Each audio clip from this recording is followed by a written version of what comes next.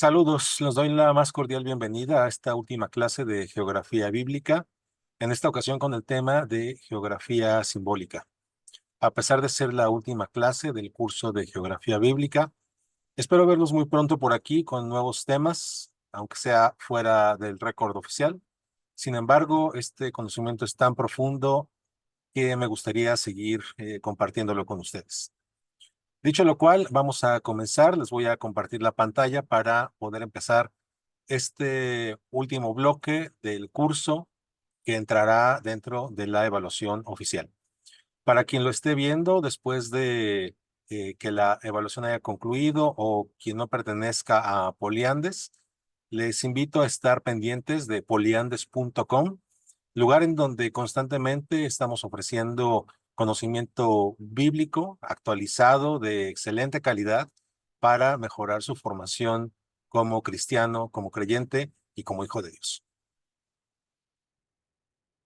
En este momento aparece en su pantalla el índice de la clase que veremos el día de hoy. Consta de diferentes temas. Tendremos una introducción general con conceptos. Posteriormente pasaremos al análisis del Antiguo Testamento en los ámbitos de Jacob, el desierto, Canaán y un brevísimo apunte de Jerusalén, para finalmente terminar con el Nuevo Testamento, específicamente con los evangelios sinópticos. Dicho lo cual, vamos a continuar. Geografía simbólica, concepto y ejemplos. Primero quiero compartirle una fotografía, me parece muy representativa, porque la geografía simbólica habla no solamente de los lugares, sino del significado que tiene para las diferentes culturas y para las diferentes poblaciones, los lugares, ya sea aquellos en donde viven, donde vacacionan, los que conocen por medio de libros, etcétera. La geografía simbólica es un concepto dentro de la geografía humana y cultural que estudia cómo los lugares y espacios adquieren significados simbólicos a través de las percepciones, creencias, prácticas y discursos de las personas y las sociedades. Estos significados pueden estar ligados a la identidad cultural, la memoria colectiva, la política y la religión, entre otros aspectos. Para que podamos entender mejor este concepto, vamos a ver específicamente 6 temas, grandes temas, acerca de los cuales la geografía simbólica se hace cargo. La geografía simbólica puede estudiar el simbolismo de los lugares. Número 1. Cada lugar puede tener múltiples significados simbólicos que varían según el grupo social o cultural que lo interprete. Por ejemplo, un monumento histórico puede ser visto como un símbolo de orgullo nacional para algunos y como un recordatorio de opresión para otros. Y como ejemplo tiene usted en pantalla el monumento a su excelencia, el jefe de Estado, un monumento que fue levantado en honor a Franco. Este monumento se encuentra en Santa Cruz de Tenerife, en las Islas Canarias, en España. Para los profranquistas, este monumento puede representar uno de los momentos más gloriosos de España, mientras que para el grupo de antifranquistas puede representar una memoria lamentable de los días en que Franco gobernó con puño de hierro el territorio español. También la geografía simbólica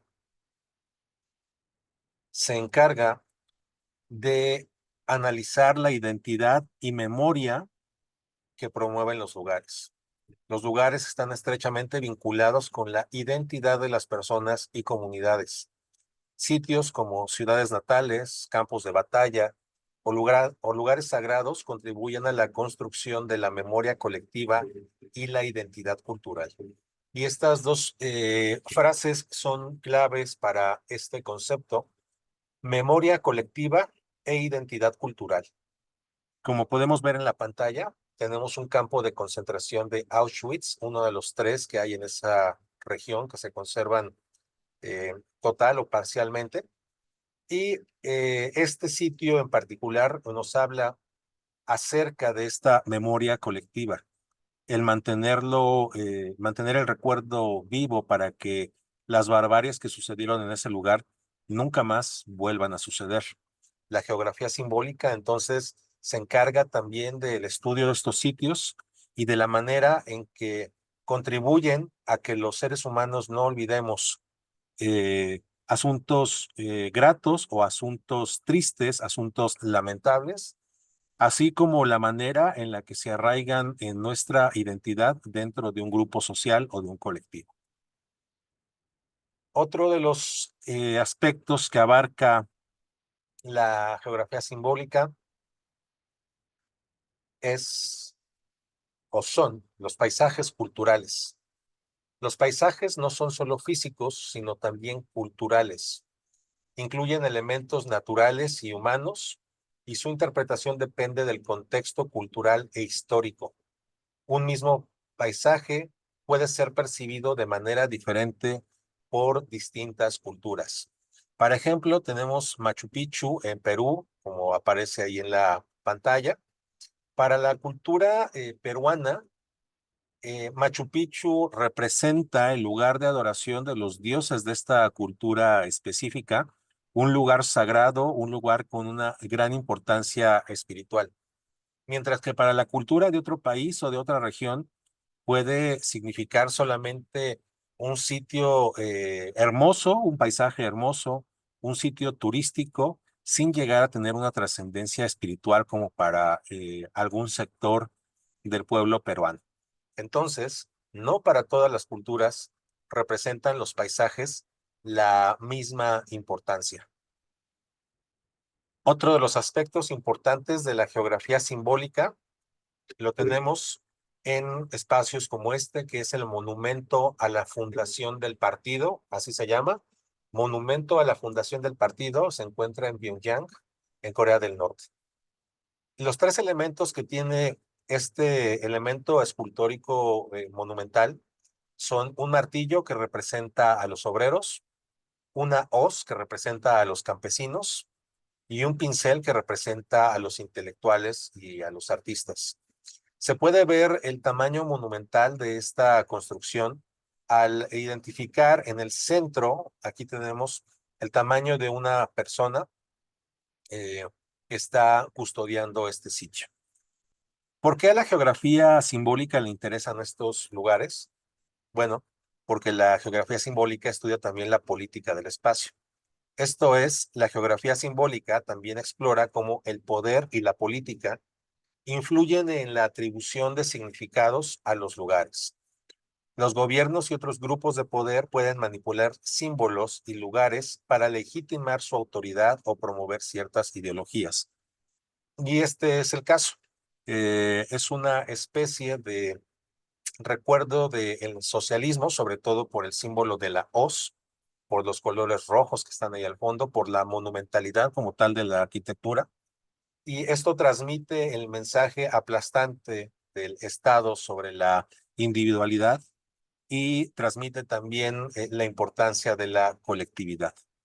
Esto no quiere decir que el mensaje que transmite realmente sea algo que se cumpla en la realidad. Simple y sencillamente es una idea que se quiere comunicar, pero de ahí a que se cumpla, pues es necesario tener más elementos para poder evaluar si esto sucede o si queda meramente en la comunicación de un espacio político.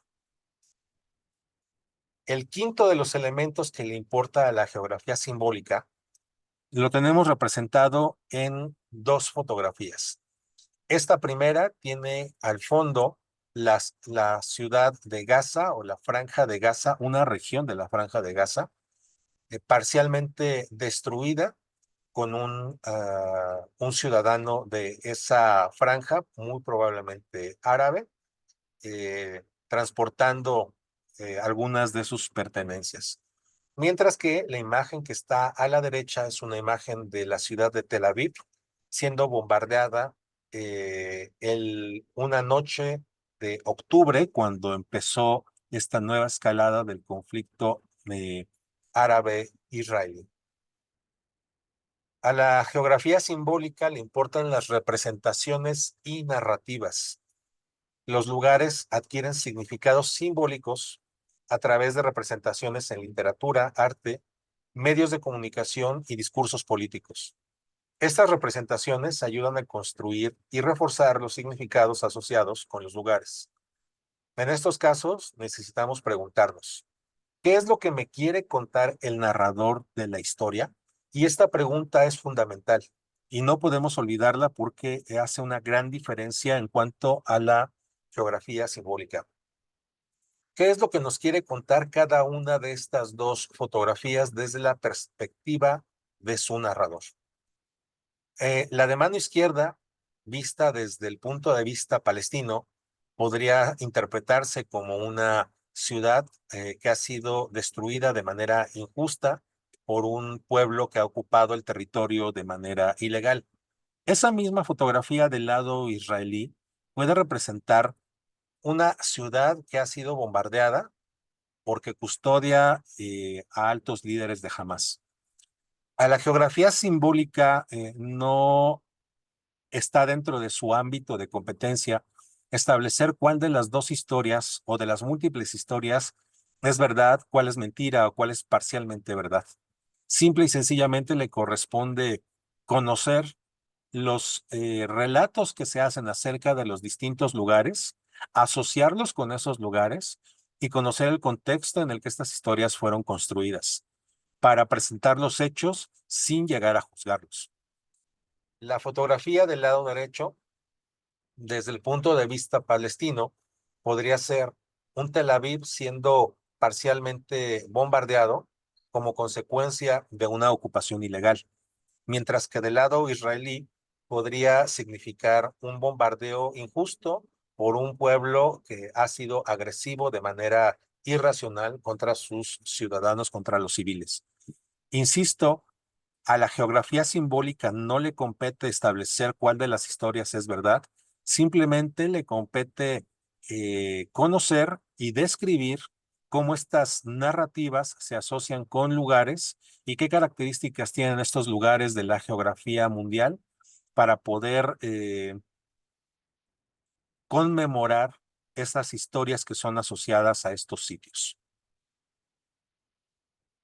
El último de los puntos que contemplaremos como concepto básico de la geografía simbólica lo tenemos en esta imagen.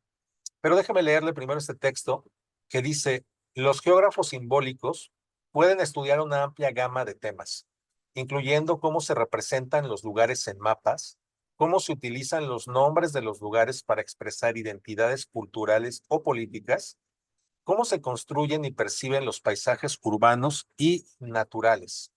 Este enfoque es especialmente relevante en campos como el turismo, el urbanismo, los estudios culturales y la antropología.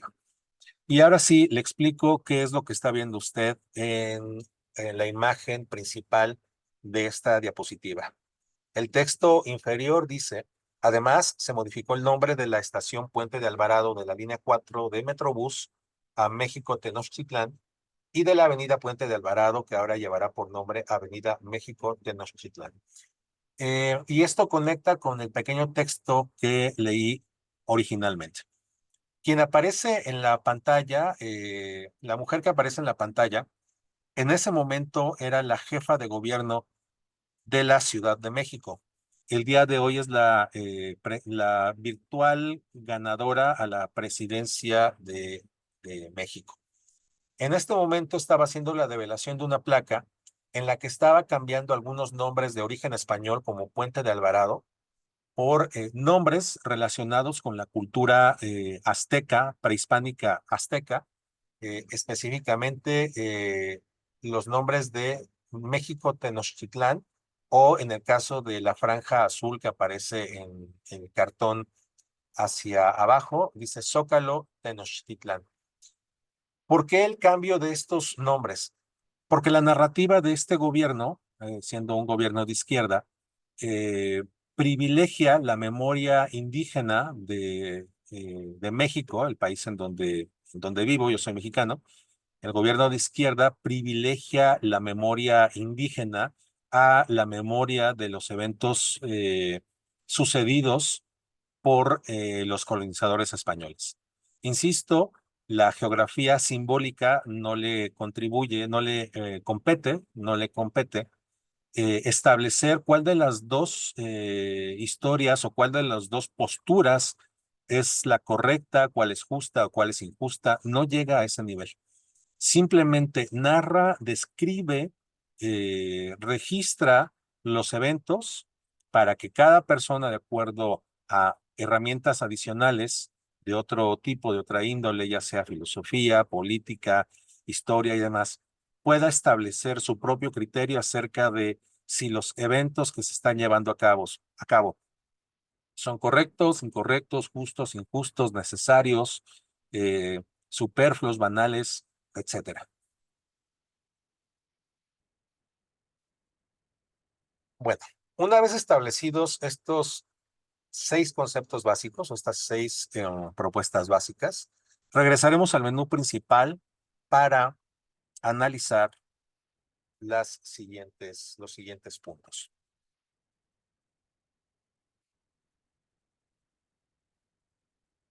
Vayamos entonces con los datos que corresponden al Antiguo Testamento a lo que llamamos el ciclo de Jacob.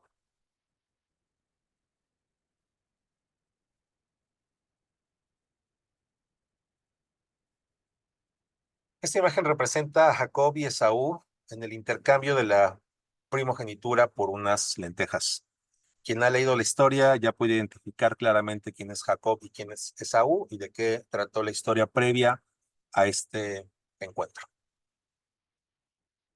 Desde la perspectiva de Artus, quien escribió Cuaderno de Geografía de la Biblia, editado en el año 2012 o publicado en el año 2012, las tradiciones literarias relativas a Jacob provienen de clanes y poblaciones arraigadas en la parte norte del país, lo cual nos permite ver que el interés principal de proyectar la imagen de Jacob como patriarca y ancestro en común de todos los israelitas era de las tribus septentrionales del país. Es decir, aquí Artus está mencionando que la escritura de la Biblia y la representación de Jacob de una manera tan marcada en los primeros libros de la escritura corresponde más que a la voluntad de Dios, a la voluntad humana, sobre todo de las tribus del norte que eran las económicamente predominantes, como ya lo hemos visto en algún otro estudio de este mismo curso. Él propone que había un interés fundamentalmente social para marcar la superioridad de las tribus del norte sobre las tribus del sur. Deja un poco o un bastante de lado la voluntad divina para dejar solamente la voluntad humana y la intención del ser humano de poder dominar un grupo al otro. Los habitantes del norte de Israel tendrían que asegurarse de preservar la memoria de Jacob y sus hazañas. Una de las maneras más efectivas para lograrlo fue nombrar ciudades que recuerden los eventos de este hombre instruido por Dios. Y este último párrafo tiene mucho que ver con la imagen que les mostraba de mi país, cambiando los letreros de las calles y de ciertos medios de transporte públicos, en los que se sustituyen los nombres originalmente de origen español por nombres de origen indígena, específicamente de los aztecas. En el caso de mi país fue un cambio de nombres. En el caso de la preservación de la memoria de Jacob, Jacob mismo, de acuerdo a la tradición predominante en el reino del norte de Israel, fue quien fue estableciendo los nombres de los lugares. En algún momento sí cambió nombres, pero en la mayor parte de las ocasiones nombraba de origen a tierras que no tenían un nombre en específico, nombraba de origen los lugares por donde iba pasando. Ya sea que se crea que Jacob es una leyenda impulsada por los habitantes del norte de Israel para mantener cierto estatus de superioridad sobre el sur, o que se considere que realmente los eventos bíblicos sucedieron, las ciudades mencionadas en la Biblia siguen preservando la memoria de un pueblo que quiso honrar a Jacob, o la otra explicación es de Dios que por voluntad propia ha conservado en su palabra el registro de lo que este patriarca hizo a lo largo de su vida. Al tener nosotros en esta ocasión un estudio de corte académico, es necesario mostrar las dos posturas. Una postura en donde eh, Dios es una representación de la cultura humana, y también es mi obligación y además todo un gusto presentarle la postura en donde sabemos que Dios existe, que es real, que no es una historia inventada, sino que es una persona viva, con voluntad, con poder y con todas las características que conocemos de Dios, y que a través de su designio suceden los eventos que quedan registrados en la Escritura. Pero es importante que usted considere los dos puntos de vista para que su panorama acerca del pensamiento que hay, del conocimiento bíblico, sea completo. Eh, Sé que no es necesario que yo tenga que convencerle a usted de la existencia de Dios, pero sí creo que es importante convencerle a usted de que también conozca la postura de quienes consideran tener una perspectiva neutra de los hechos, para que tenga elementos de diálogo con las personas que no creen lo mismo que usted. En el ámbito académico es obligación tener un punto neutral, que es muy complicado tenerlo. Me parece que es prácticamente inexistente. De cierta manera habrá alguna parcialidad en la opinión de las personas. Sin embargo, se procura tener esta neutralidad para poder tener un conocimiento honesto, sincero, verdadero y lo más neutro posible para poder establecer un diálogo con quien piensa diferente. Una vez dicho lo cual, usted entenderá que en algunos momentos de esta clase me referiré a ciertos elementos como si Dios no tuviera alguna relación con ellos. Sin embargo, sabemos que la finalidad de este estudio es fortalecer su relación con Dios y su conocimiento de Dios. Así que una vez hecha esta observación, ténganlo en mente para que su fe se vea fortalecida y también su mente se abra a considerar los puntos de vista de la gente que no piensa igual que usted y que merece un respeto fundamental eh, que los cristianos debemos de mantener en todo momento.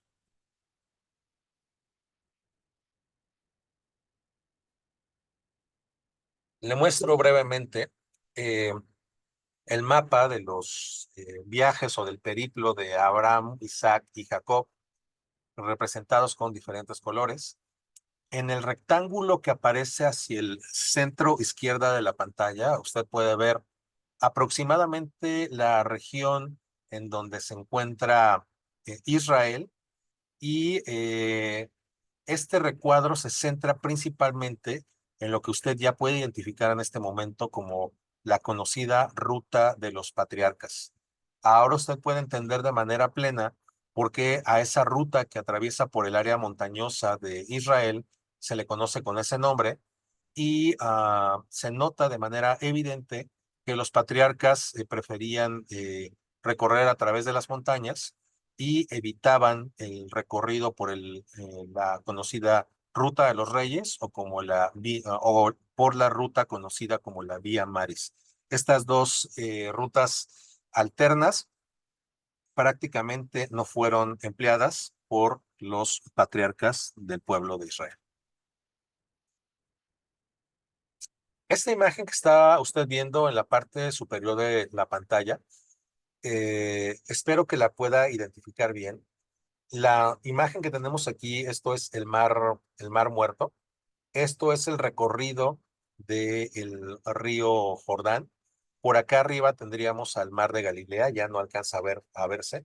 De este lado está la depresión de Arabá, y toda esta es la zona montañosa de Israel, teniendo por aquí la montaña de Samaria o de Efraín, Aproximadamente por aquí estaría la transición de Benjamín. De este lado estaría la montaña de Judá, el desierto de Judá, y hacia el sur, más hacia abajo tendremos Beerseba y la continuación del desierto de la zona de Israel. Si tuviéramos, me voy a regresar una diapositiva.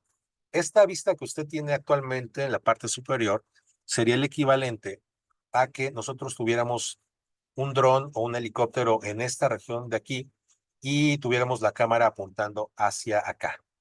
Entonces, el dron volando aquí, apuntando la cámara hacia acá. Aquí tenemos el Mar Muerto, el Valle del Jordán y ya el Mar de Galilea no se aprecia, como lo podemos ver en la siguiente imagen. Este mapa representa de manera muy clara y me parece interesantísimo la manera en que el autor de esta imagen lo logró. Representa muy clara la ruta de Jacob en Canaán. Y vamos a analizar algunos puntos muy interesantes de esta proyección en particular. Vamos a empezar con el número 1. El número 1 dice Galaad, y entonces, si nos referimos a Génesis 31:25, diría, Labán alcanzó a Jacob en los montes de Galaad, es decir, el punto que está marcado allá arriba, donde éste había acampado. También Labán acampó allí junto con sus parientes. Eh, Le recomiendo ampliamente que dé una revisada, una leída desde Génesis 31 hasta Génesis 35, porque podrá entender mejor el recorrido que hizo Jacob. Sé que si solamente lo lee y no revisa este mapa, va a ser un tanto complicado para usted entender todo lo importante que sucedió en esta región. Sin embargo, leyendo de Génesis 31 hasta Génesis 35 y comparándolo con este mapa y con la información que a continuación va a obtener mucha claridad en su estudio bíblico, en su estudio de geografía simbólica. Entonces, en Génesis 31:25, Labán alcanza a Jacob en los montes de Galaad.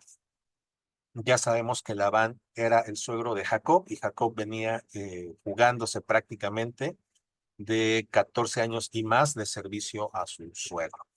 Génesis 32, del 1 al 2, en el punto 2, es decir, el Mahanaim que está acá arriba, dice, Jacob también siguió su camino, pero unos ángeles de Dios salieron a su encuentro.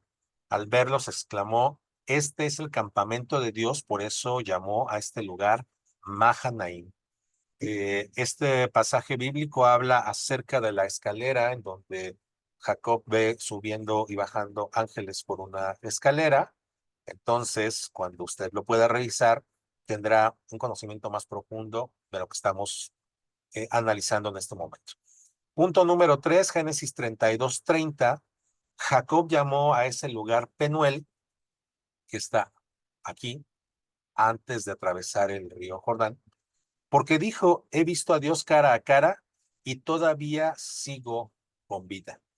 El atravesar o no el río Jordán tiene un simbolismo bastante importante, porque generalmente los eventos que suceden antes de atravesar el río Jordán rumbo hacia la tierra prometida, ya desde este momento con Jacob y más adelante con Moisés que no logra atravesar el Jordán, con Josué que sí logra atravesar el Jordán, con el pueblo de Dios, los hebreos todavía que antes de atravesar el río Jordán, todos esos eventos previos significan un periodo de preparación. Simbólicamente hablan de eventos de preparación. Y una vez que se cruza el río Jordán y que ya se considera que uno pone pie en la tierra prometida, ya no se consideran eventos de preparación, sino son eventos de conquista. Y esto se puede traspolar hacia la vida personal de cada uno de nosotros, aprendiendo de las lecciones de lo que Dios hace para prepararnos como personas y prepararnos como su pueblo para posteriormente abandonar la preparación o utilizar la preparación y convertirla en conquista, en batalla y en conquista de lo que Dios ha prometido. Eh, entonces, Génesis 32:30 de este evento sucedido en Penuel es un evento previo a atravesar el río Jordán. Entonces, Dios le permite a Jacob tener una cercanía bastante íntima con él en preparación de lo que habría de venir cuando atravesó el río Jordán y lo que sucedió a partir de Siquem y más adelante, situaciones muy complicadas que tendría que afrontar Jacob. Punto 4, Sucot, lo tenemos aquí. Génesis 33:17. Jacob, en cambio, se fue hacia Sucot y allí se hizo una casa para él y cobertizos para su ganado. Por eso a este lugar se le llamó Sucot. Y aquí empezamos a hablar del momento en donde Jacob tiene un encuentro con su hermano Esaú, que sabemos que ya tenían bastante tiempo separados, y Jacob tenía un miedo bastante marcado, bastante fuerte de lo que su hermano Esaú pudiera hacerle. Una vez que libra este encuentro y que libra o que su familia se libra del encuentro con Esaú, eh, fiel a su costumbre, Jacob le miente a su hermano Esaú y sigue una ruta distinta de la que le dijo a su hermano que iba a seguir. Pero esto, una vez que lea los capítulos que le he comentado, lo va a entender a plenitud. Y vamos a ver un poco de eso en las siguientes diapositivas. Génesis 33:18.5, Siquem, muy cerca del actual Nablus. Cuando Jacob volvió de Padam Aram, llegó sano y salvo a la ciudad sano y salvo a la ciudad de Siquem en Canaán, y acampó frente a ella. Entonces, aquí nos está narrando de una etapa en donde finalmente Jacob libra la persecución de Labán, libra la amenaza de Esaú y se dirige a Siquem para empezar con una vida que Jacob pensaba que ya iba a ser de lo más tranquila posible, pero pues no sería así. Génesis 35:6.6, estamos hablando de Betel, está aquí cerca de la zona de Ramala. Fue así como Jacob y quienes lo acompañaron llegaron a Luz, es decir, Betel, en la tierra de Canaán. Y quiero comentarle algo para que también entienda a profundidad cuando lea Génesis 31 al 35. Toda esta región de aquí se podría considerar todavía Canaán para ese momento.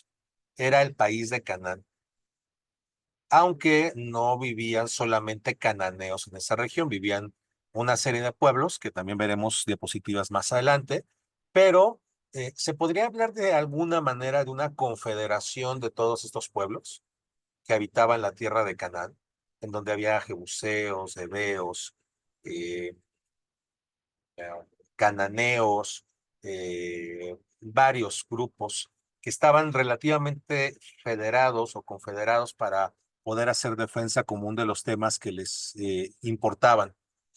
Ya usted también podrá intuir algo al respecto con lo que ha estudiado en las clases pasadas acerca de la postura académica que habla de diferentes teorías de cómo fue que Israel se volvió Israel, además de la narrada en la escritura que nos cuenta la historia de las 12 tribus. Bueno, sabemos que hay narraciones o teorías, hipótesis paralelas a la formación tradicional.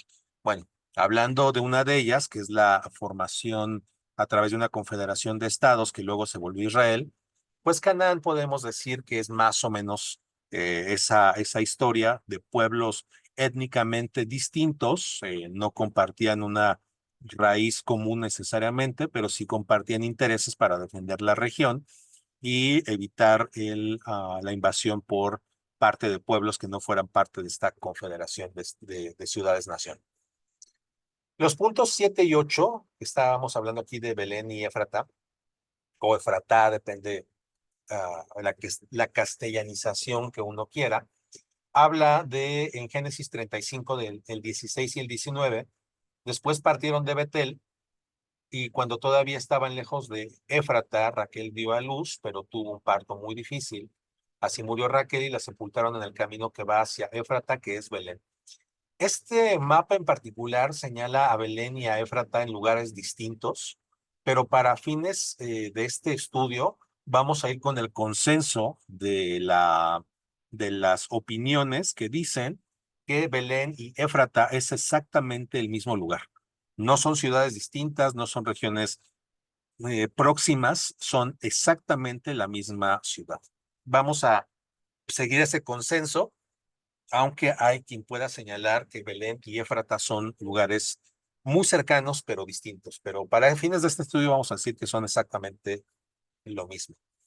Finalmente, en el punto 9, que es Hebrón, Génesis 35:27 nos dice que Jacob volvió a casa de su padre Isaac en Mamre, cerca de Kiriat Arba o Araba, depende de la traducción que usted vea, es decir, Hebrón.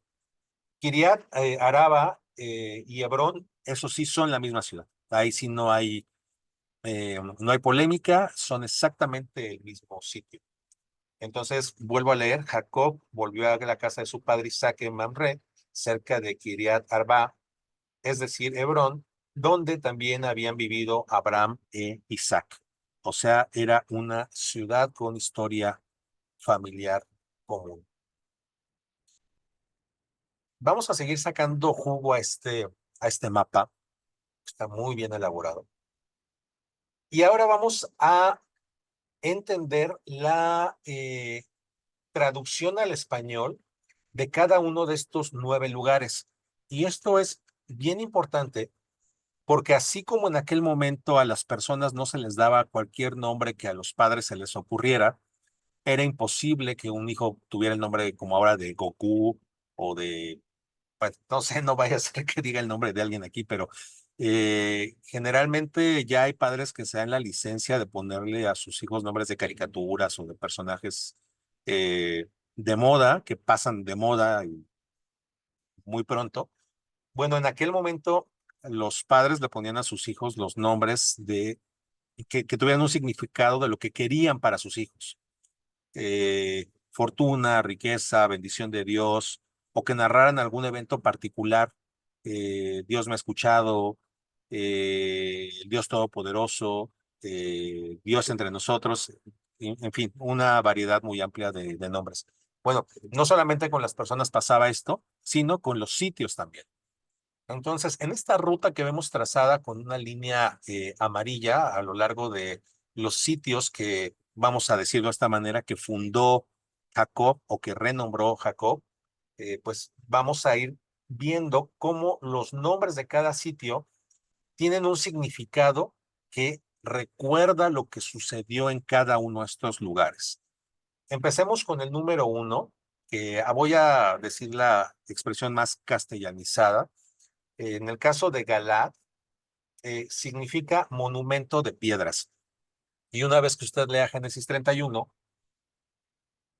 podrá recordar en este momento y entender lo que sucedió allí acerca de este monumento de piedras, que fue el nombre que le puso Jacob a este sitio en particular. También es importante mencionar que su suegro Labán le puso un nombre distinto a esta ciudad o a este recién nombrado paraje. Eh, ¿Por qué Labán le pone un nombre y por qué Jacob le pone uno distinto? Bueno, eso tiene que ver con los conceptos que vimos al principio de esta clase, en donde cada cultura le pone un nombre diferente al lugar para que les recuerde en específico algún evento importante eh, y representativo para esa cultura. Para el linaje de perdón, de Jacob, era muy importante hacer una precisión de que en ese lugar se había levantado un monumento de piedras, es decir, un altar. Para Labán, lo importante de este encuentro y de lo que sucedió allí fue una cosa distinta, y es por eso que le puso un nombre diferente al que Jacob le había puesto. También creo que había cierto grado de fricción familiar en donde el suegro, acostumbrado a hacer su voluntad, eh, es que me viene a la mente un amigo que dice que su suegro hizo su gadarena voluntad. Pues entonces, con esta fricción que tenía con Jacob, simplemente por llevar la contraria, por hacer su voluntad y seguir haciendo las cosas a su estilo, pues le puso un nombre diferente por puro placer, el puro placer de llevarle la contraria a Jacob. Vamos ahora con el punto número 2, Mahanaim, que significa campamento doble. Y fue el nombre de campamento doble porque ahí acamparon, es el campamento de Dios, o fue el campamento de Dios, y al mismo tiempo el campamento de Jacob. Entonces, con esto recuerda el haber sido honrado porque en el mismo lugar en donde él estuvo acampando, Dios también puso su campamento. En el punto número 3, Peniel, como ya lo vimos de manera parcial, el significado es rostro de Dios por la cercanía del encuentro que tuvo Jacob con Dios en ese lugar. Que también es bien interesante en el caso del punto número 3, le puso Peniel recordando el rostro de Dios o la cercanía del encuentro que tuvo con Dios, cuando pudo haberle puesto algún nombre del sitio de mi herida o el lugar en donde perdí el andar o alguna cosa así. Entonces esto habla muy bien de Jacob, que en su mente permeó más el encuentro que tuvo con Dios, más que el dolor y eh, la dificultad motriz que eh, adquirió a partir de ese encuentro con Dios. En el punto número 4, lo tenemos aquí en esta región, tenemos el nombre de Sucot, que significa enramadas, precisamente por los cobertizos que hizo ahí para su ganado. Punto número 5, sierra, Siquem o sierra. Y esto es específicamente porque esta es una de las zonas en donde arranca la zona montañosa del área de actualmente de la montaña de Samaria o la montaña de Efraín, es el mismo lugar. Bueno, simplemente fue un nombre para identificar que allí empezaba esta zona montañosa, pero me parece también, es más, de hecho, como esta zona ya tenía nombre antes de que llegara Jacob, Siquem es el nombre de uno de los hijos de los principales pobladores del lugar y pues se entiende que en honor a su hijo, pues también esta ciudad tuvo ese nombre. Nos encontramos ahora con Betel, casa de Dios, en el punto número 7. Efrat o Éfrata eh, significa tierra fructífera, tierra fructífera. En el punto número 8, Bethlehem o Belén, castellanizado, es casa del pan. Y aquí tenemos un apunte al respecto. Si Nazaret es una aldea desconocida para los autores de la antigua literatura hebrea, Belén, en cambio, tenía una historia brillante. Al asentarse los israelitas en Tierra Santa, cambió su nombre cananeo de Bet Lahamu, que era la casa del dios Lahamus, por el de Betlehem, la casa del pan. Se la llamó también Éfrata o Efratá, porque era el apellido de uno de los principales linajes que se fijaron en ella y que se hizo famoso en la rama de Jesé, padre de David. Entonces, ¿por qué tiene el nombre de Bethlehem? Pues ya tenemos esta explicación. ¿Por qué tiene el nombre de Éfrata o Efratat? Ya también tenemos la explicación, el origen de este topónimo. Finalmente, Hebrón significa sede de asociación, y más adelante vamos a ver algunos relatos que nos llevan a entender por qué se llama de esta manera. Analizando un poco más este mapa, vamos a correlacionar cada uno de estos significados con los eventos principales en cada sitio y vamos a especificar o vamos a ampliar un poquito más las citas bíblicas que hablan acerca de cada uno de estos sitios. En cuanto a Galad o monumento de piedras, entendemos su historia leyendo Génesis 31, versículos del 51 al 53, en donde se narra cómo Jacob huye de Labán y cómo hay un tratado entre ellos dos, entre suegro y yerno. Para el punto número 2, que es Mahanaim o campamento doble, en Génesis 32, del 1 al 2, nos habla de la continuación inmediata del pasaje anterior. Es decir, una vez hecho el tratado entre Jacob y Labán, en donde pactan la no agresión y el no paso a través de esa frontera, de inmediato es cuando Dios se manifiesta a través de esta escalera de ángeles a Jacob para mostrarle el beneplácito de lo que había sucedido. En, en el paraje de Penuel, cuyo significado es rostro de Dios, en Génesis 32, del 3 al 30, se nos narra cómo Jacob se encuentra con Esaú y cómo una vez que Jacob se encuentra con Esaú y sale bien librado de ese encuentro, inmediatamente después viene la lucha de Jacob con Dios, en donde Dios le cambia el nombre de Jacob a Israel, al padre de muchas naciones. En cuanto a los puntos 4 y 5, que estamos hablando de Sucot, que es enramadas, y de Siquem, que es sierra, si leemos Génesis 33 por completo, tenemos varios puntos bien importantes en donde vemos cómo Jacob se reconcilia completamente con Esaú. Después de eso, Jacob viaja a Sucot, hacen un viaje a Sucot, y después de ahí, Jacob viaja a Siquem. En Siquem es el lugar en el que Dina, la única hija de Jacob, es violada por Siquem. ¿Quién era Siquem? Pues era hijo de un personaje que se llamaba Hamor. ¿Y por qué la Biblia hace énfasis o hace la anotación de que Siquem era hijo de Hamor? Bueno, porque Hamor tenía relaciones comerciales con Jacob.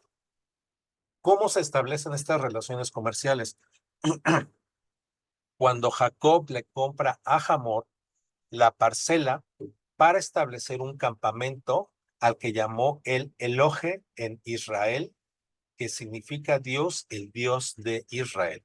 Es decir, Jacob, como andaba peregrinando y no tenía una tierra básica estable en la cual asentarse, necesitaba comprar territorio a los lugares en donde él llegaba para que se le pudiera proporcionar tierra en la cual habitar.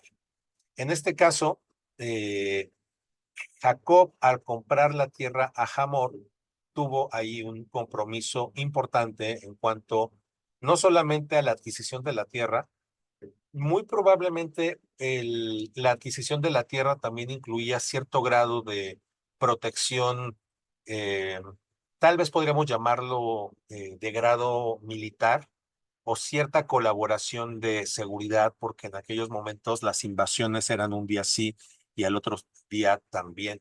Entonces era muy importante para la sobrevivencia de todos establecer relaciones comerciales, relaciones militares y relaciones políticas bastante confiables. En el momento en que Siquem, hijo de Hamor, viola a Dina, la única hija de Jacob, pues las cosas se ponen muy complicadas porque el ambiente sociopolítico, aunque fuera una relación de nivel micro, la relación sociopolítica en ese momento se podía poner muy tensa, o seguramente se puso muy tensa, porque ahí el, quien tenía las relaciones de convivencia sólidas con los restos de los cananitas, pues era Hamor.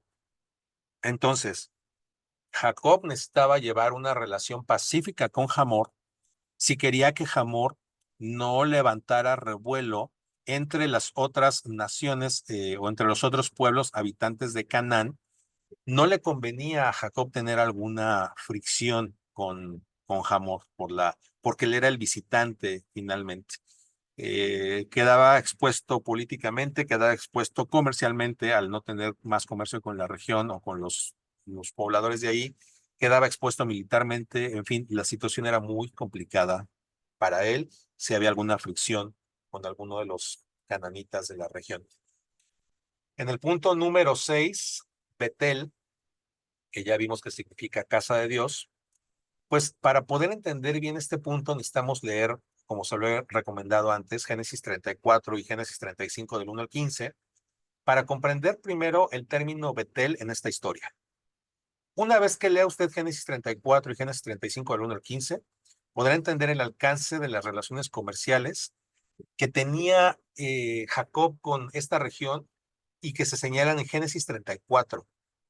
Esto lo tiene que hacer desde lo que ya ha aprendido en este curso para entender la reacción de Jacob respecto a la violación de su hija, el desencuentro con sus hijos, quienes protegían a su hermana. Dos de los hijos de Jacob defendieron muy puntualmente a su hermana hasta el extremo del asesinato, y la respuesta de Dios. ¿Qué es lo que hace Dios en toda esta situación? Aquí la situación se pone muy complicada. Y como le pongo en la diapositiva, que es necesario leer Génesis 34 desde lo que ya ha aprendido en este curso, me refiero específicamente a las relaciones comerciales, a qué regiones de Israel tenían las rutas comerciales más favorables, cuáles eran esas rutas comerciales más favorables, y por rutas comerciales me refiero a los caminos, quiénes tenían puertos, quiénes tenían bosque, quiénes tenían los mejores climas, quiénes no tenían tan buenos climas. Entonces, una vez que usted vea todo el contexto geoeconómico de esta microrregión, usted podrá entender que lo que pasa en Génesis 34 fue muy complejo, y usted podrá entender de mejor manera por qué Jacob reaccionó como reaccionó. No considero que él estuviera protegiendo al violador de su hija, me parece una aberración. Me parece que una vez que usted integre todos los elementos con los que usted ya cuenta a lo largo de este curso, podrá entender de manera mucho más completa la complejidad de lo que sucedía en este capítulo de la escritura, que la escritura no se detiene a explicar, porque se da por hecho que los habitantes de esta región conocían todas las complejidades de la circunstancia que se estaba viviendo en ese momento. He escuchado las opiniones de algunas personas, de algunas mujeres de la rama feminista, siendo también cristianas, eh, reclamando la postura de Jacob ante un evento como el que se narra en estos capítulos. Creo que les pasa bastante desapercibido la complejidad económica, el riesgo del resto de la familia, la desventaja militar y varios aspectos que, insisto, no se comentan, pero están ahí presentes, y usted ya va a poder tener la capacidad de entender toda la situación que estaba sucediendo en ese momento y poder comprender de mejor manera lo que sucedió allí, y con esos elementos mantener su postura a favor del desagrado hacia Jacob por no haber hecho tal vez lo suficiente por Dina, o entender un poco más a Jacob y la complejidad que tenía, y que tenía también la necesidad de proteger al resto de su familia, porque no solamente estaba Dina, estaban los demás hijos, las esposas, los nietos inclusive. Era una situación complicada. Eh, Tendrá más elementos simplemente para decidir y para valorar la situación que estaba pasando en todo este momento.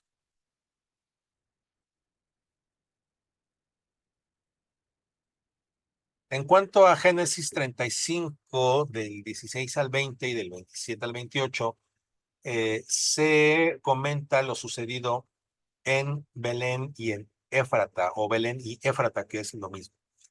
Ahí se narran las muertes de Raquel y Jacob, el nacimiento de Benoni, que antes de la muerte de Jacob cambia el nombre de Benoni por Benjamín, que significa hijo de mi mano derecha, y la relación de estos dos nombres con el nacimiento de Cristo. Es decir, eh, cómo es que a través del nombre que puso Raquel a Benjamín, y cómo cambia el nombre de su hijo de Jacob, cómo Jacob cambia el nombre de Benoni a Benjamín, cómo a través de estos significados en esos dos nombres y de este nacimiento precisamente en Belén, habla de cierta manera y en un lenguaje profético de lo que sucedería con Cristo. Cristo naciendo en ese mismo sitio, al mismo tiempo para Dios sería hijo de mi tristeza por lo difícil que vendría para Cristo hacia el final de su vida, la manera de morir, todo el sufrimiento que tuvo que padecer para podernos dar libertad, pero al mismo tiempo Jesús es hijo de mi mano derecha o es hijo de mi diestra o es hijo de todas mis buenas capacidades para salvar eh, y ejecutar el plan de salvación de la humanidad entera.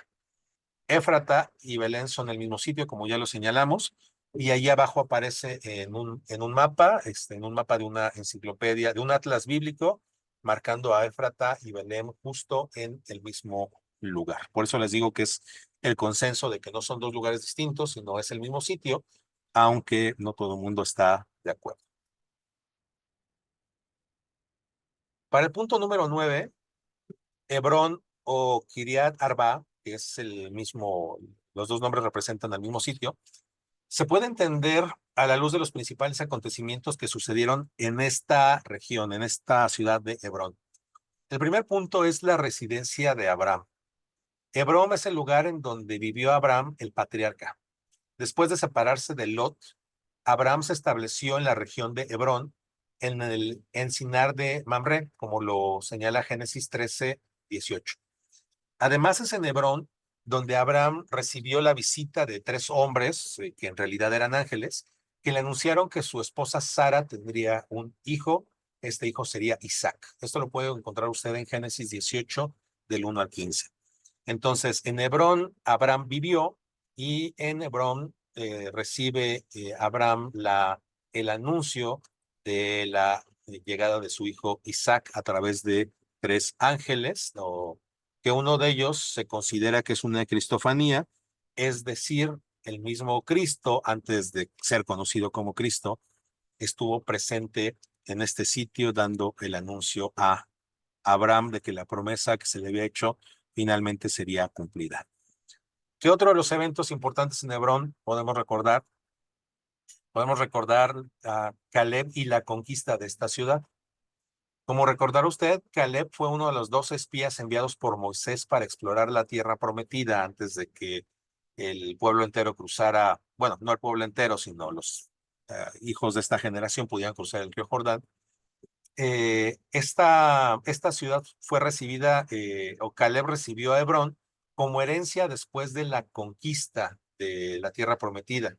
Esto debido a su fe y fidelidad a Dios, como lo señala Josué 14, del 6 al 15.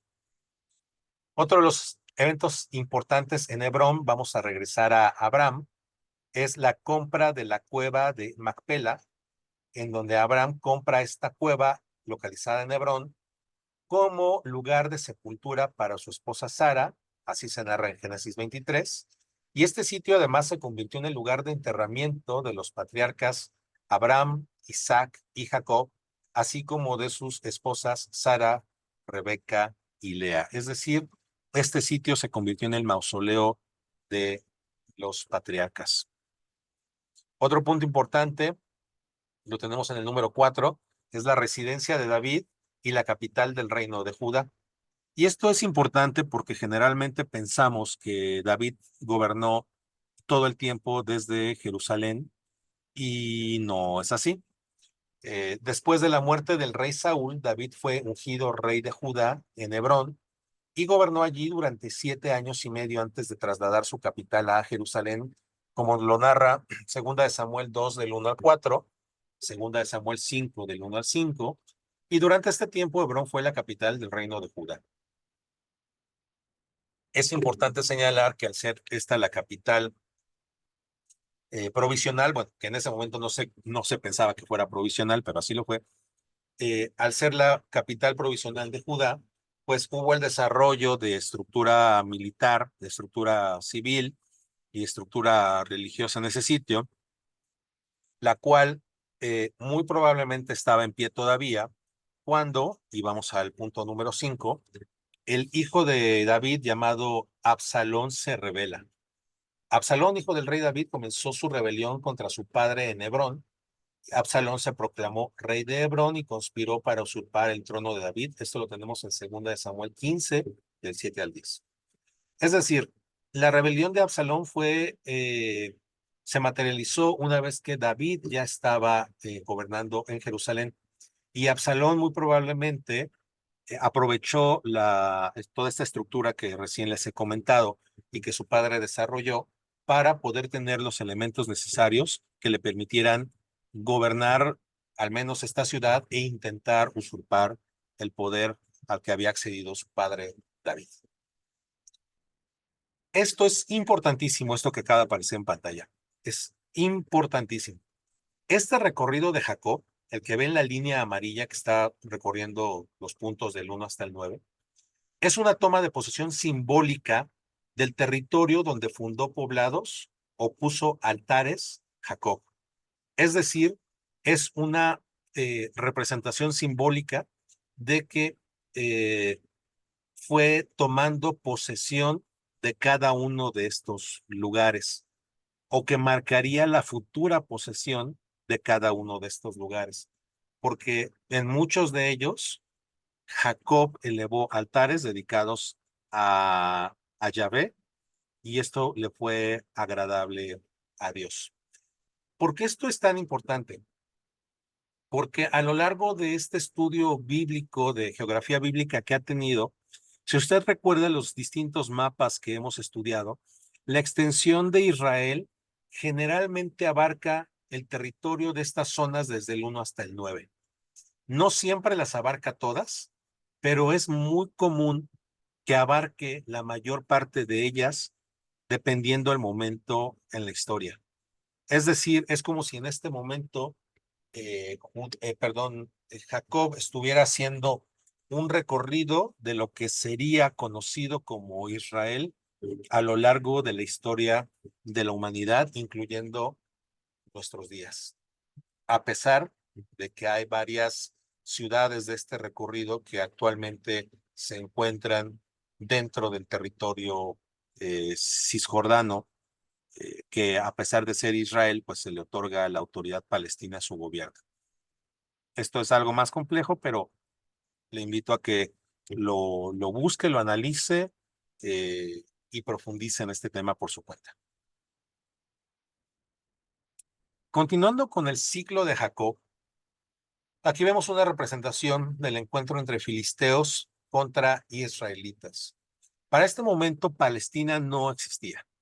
Existían los filisteos con una pentápolis filistea, o sea, es decir, 5 ciudades filisteas confederadas para la defensa de sus intereses, muy cercanas a la actual franja de Gaza. Y a esta región se le podía considerar como filistea no palestina. Esto es en otro momento y por otras circunstancias. Sin embargo, los filisteos y los israelitas constantemente tuvieron encuentros, como ya lo vimos en algún otro estudio previo. El significado de los sitios, sus acontecimientos y la delimitación temprana de fronteras es lo que veremos a continuación. Y esto de la delimitación temprana de fronteras es bien importante para lo que está sucediendo actualmente en el encuentro entre árabes e israelíes. Génesis 26 del 12 al 33 menciona la disputa por el agua entre Isaac y los filisteos. ¿Quiénes eran los representantes de los filisteos en ese momento? Eran Abimelech, que era el rey de los filisteos, y Ficol era el jefe del ejército filisteo. Abimelech, que era el rey de los filisteos, es el mismo rey que ya había vendido en el pasado un pozo a Abraham, es decir, al padre de Isaac. O sea, este conflicto que se narra en Génesis 26 del 12 al 13 no era nuevo. Está sucediendo en este momento con Isaac, pero ya había sucedido previamente con Abraham. Prácticamente una copia al carbón de lo sucedido con Abraham.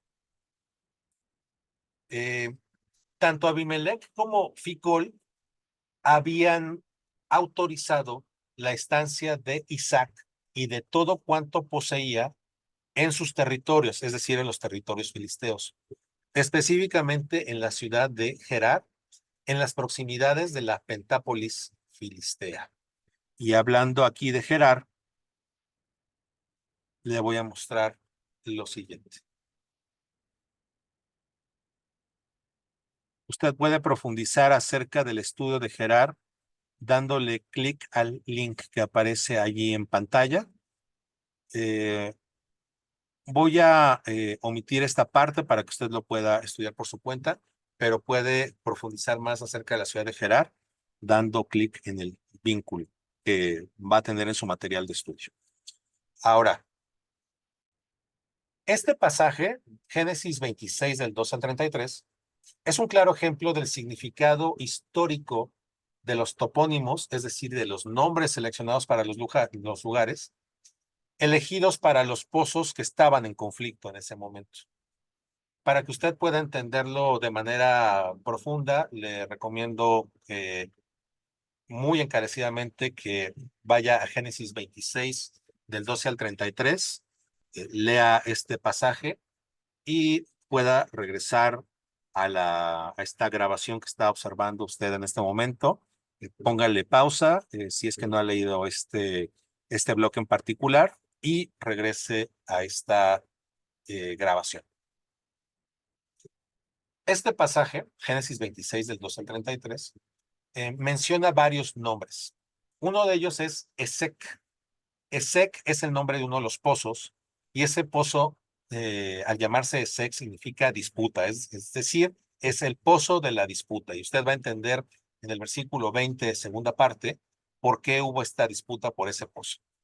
Luego, más adelante, a otro pozo le pone Sidna, que significa hostilidad, eso está en el versículo 21.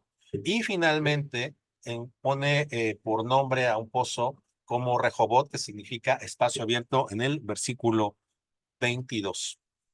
Pero como le comentaba, esto no era un evento nuevo, ya había sucedido antes. Ahorita hablamos del tema de Isaac. Ahora vamos con Abraham. En los versículos 28 y 29 se repite la historia de Génesis 26, versículos 28 y 29. Se repite la historia que ya había sucedido, pero en aquella ocasión el encuentro fue con Abraham. Y si vamos a Génesis 21, versículos 22 y 23, es que podemos recordar esta disputa que se había tenido por los pozos que Abraham había cavado.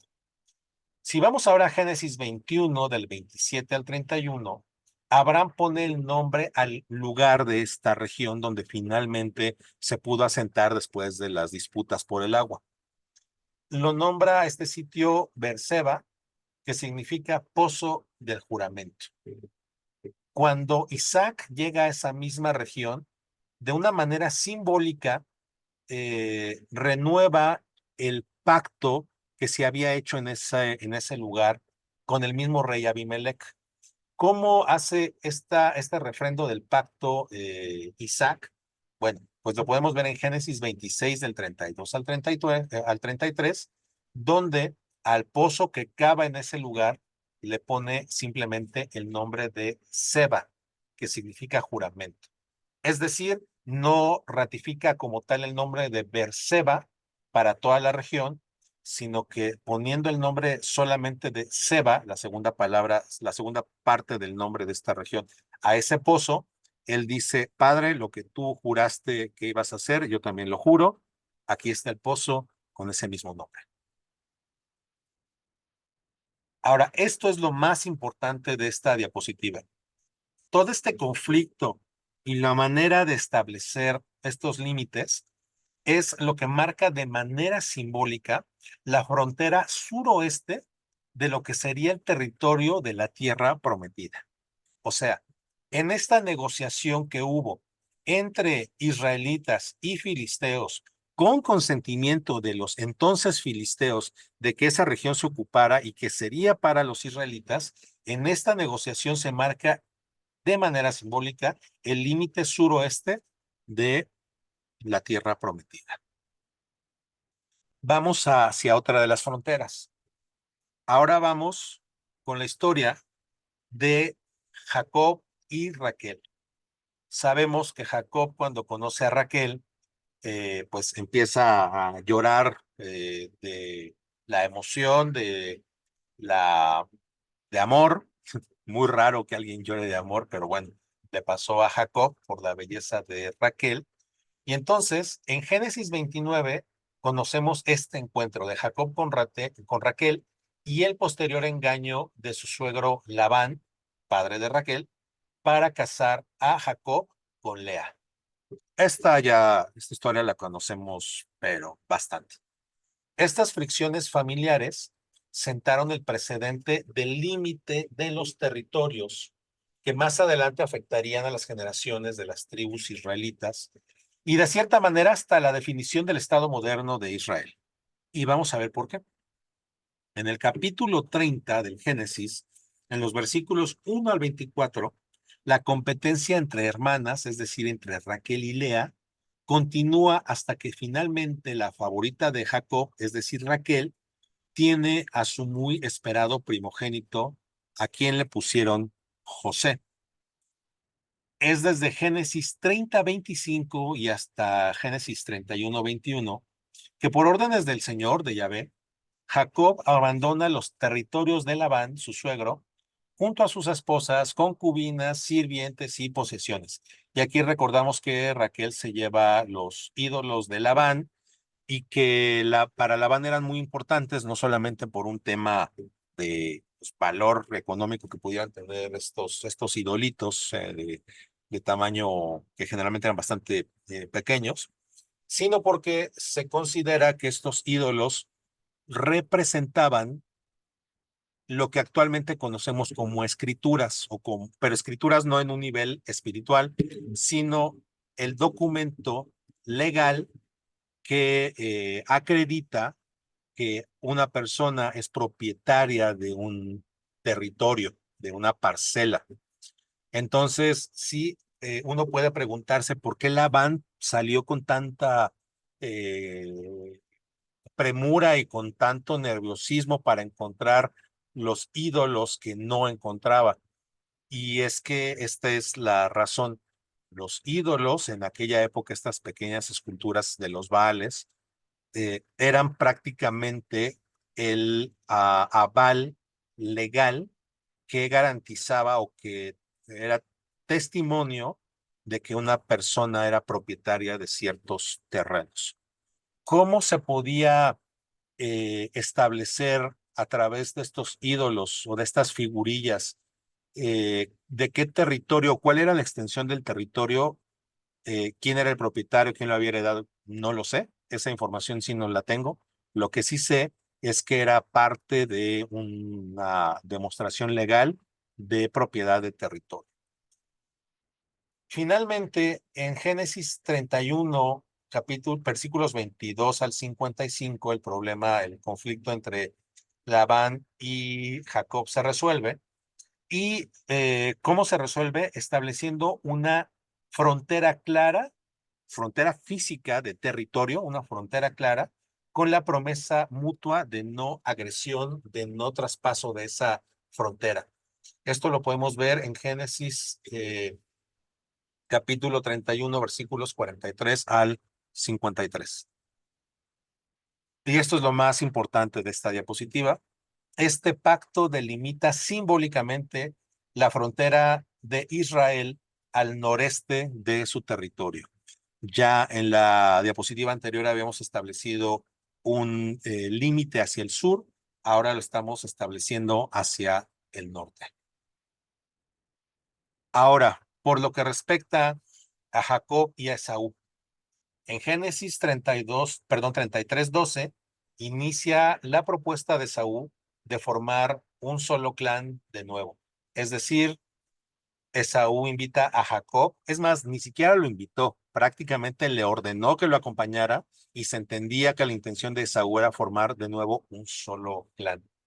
Pero la amable indirecta de Jacob de rechazar esta propuesta, que se registra en la Biblia mediante las palabras, adelántate, nosotros iremos detrás más lento y nos encontraremos en Seir, es decir, el territorio de Moab, cosa que nunca sucedió. Jacob, hasta prácticamente el final de sus días, aunque sí eh, se ve de inmediato el trabajo y la evolución de su personalidad por el favor y el trabajo de Dios en la persona de Jacob, bueno, pues quedó con ciertos rasgos de Jacob siendo Jacob y uno de ellos era mentir. Y aquí, al menos en este momento de la historia, pues Jacob le miente una vez más a su hermano Esaú, nunca lo sigue, nunca llega a Edom y estos hermanos se reencuentran solamente hasta el fallecimiento de su padre, en donde ya la Biblia no registra que hubiera un diálogo o un intercambio de palabras ni para bien ni para mal entre Esaú y Jacob, aunque yo considero que Esaú ha de haber quedado bastante resentido de ser presa a través de las mentiras de su hermano. Pero eso es boleto, esa es otra historia. Pero. Entonces, Jacob va hacia Sucot, mientras Esaú se dirigía a Edom. Esto lo vemos en Génesis 33, versículos 16 y 17, y se establece con esto uno de los límites simbólicos ya explorados en diapositivas anteriores, la frontera entre Edom y el territorio de Israel. Génesis 36, del 6 al 8, menciona la constitución indirecta de la frontera de Israel con Edom. Sin embargo, como se ha estudiado con anterioridad, esta frontera no siempre fue respetada. Ya lo hemos visto en algunas estelas, en conflictos de Edom con los israelitas, que había momentos en donde Edom formaba parte de Israel y luego ya no, y luego otra vez sí, y luego Edom se aliaba con los asirios y es un tema de una constante modificación de fronteras en esa región. Es de llamar la atención la formación de la familia de Esaú por las consecuencias sociopolíticas que esto podría implicar.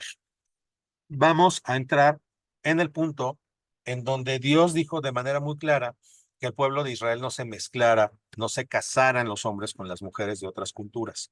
Y esto no era por un tema racial, esto era, entre otras razones, porque si un hombre se casaba con una mujer de otra cultura, al fallecer ese hombre, la mujer podría recurrir a su cultura de origen para que esta cultura fuera hitita, eh, egipcia, cananita, jebusea, ferusea, es más, de las muchas que había, pudiera entrar en un reclamo para que esta mujer pudiera tomar posesión de esa tierra.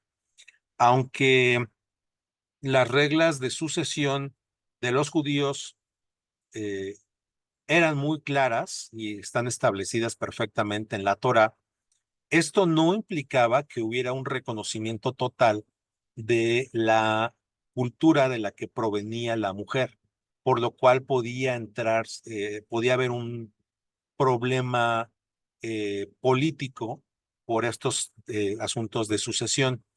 Es por eso que cuando, como ya lo hemos visto en otro estudio, cuando el pueblo de Dios regresa de Babilonia y regresa de nuevo a Jerusalén, las leyes israelitas no permitían el matrimonio de los judíos con mujeres de otras naciones para evitar que otra vez esta mezcla de culturas condujera a una mezcla de leyes y mezcla de interpretaciones que pudieran conducir finalmente a una escalada política que le diera pretexto a alguna de las naciones vecinas de invadir el territorio una vez más de Israel. Entonces, Esaú ya tenía este conocimiento, lo mismo que Jacob. Sin embargo, pues a Esaú no le importó. En Génesis 36, versículos 2 al 3, se menciona la nacionalidad de sus esposas, de las esposas de Esaú. Una de ellas es de nombre Ada, era hitita del reino de Aram, al norte del actual Israel, en la región de Turquía. Ya hemos visto en estudios anteriores que Aram era mucho más que el territorio turco, pero para que tenga usted una referencia si en este momento no lo recuerda muy bien. Otra de sus esposas era Aholibama, que era hebea, de un pueblo diseminado ampliamente por todo Canaán, por los altos del Golán, inclusive hasta el desierto del Negev, con el que Israel tuvo frecuentes enfrentamientos. Entonces, el mezclarse con una mujer hebea era un conflicto en potencia por la intervención que podían tener los hebeos en el territorio de Esaú reclamando algún derecho de sucesión. Finalmente también se casó con Basemat, de origen ismaelita.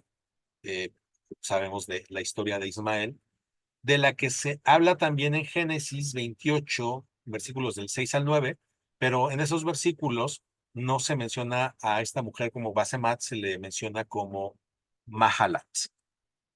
Entonces, um, Jacob, teniendo muy presente esta situación, eh, hizo caso de su padre, y todas las esposas que tuvo, todas eran arameas y todas eran del círculo cercano familiar.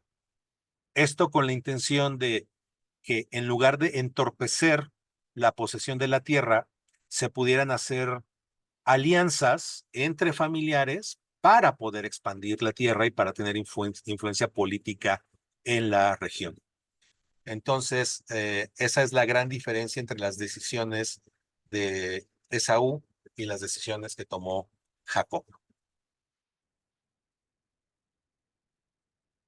Ok, aquí tenemos una representación del sueño de Jacob frente a la escalera de Betel, que varios eruditos han hecho la interpretación de que esta escalera con la que soñó en realidad era un sigurat, un tipo de construcción muy común en aquellos días en Oriente Medio.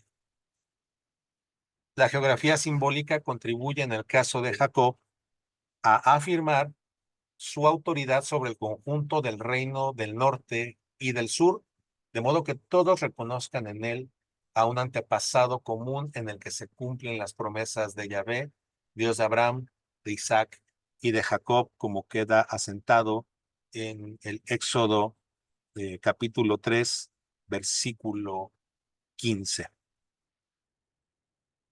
Voy a hacer una pausa en este momento para no extender demasiado el video. Lo dividiré en dos partes para que sea más accesible. Sin embargo, le invito a que estudie este primer bloque. El segundo bloque estará publicado de manera inmediata para quienes están viendo esto con fines de aplicar para un examen. Tenga la confianza de que en unos minutos más tendrá, si no es que ya está disponible la segunda parte del video para que lo pueda estudiar. eh, Tómese un descanso, vaya por un cafecito, vaya por una soda, un refresco, una gaseosa, como sea que lo llaman en su país. Tómese un tiempo para respirar, para estirar las piernas, pero no se vaya del todo porque la segunda parte de este video ya está disponible para que usted pueda seguir aprendiendo.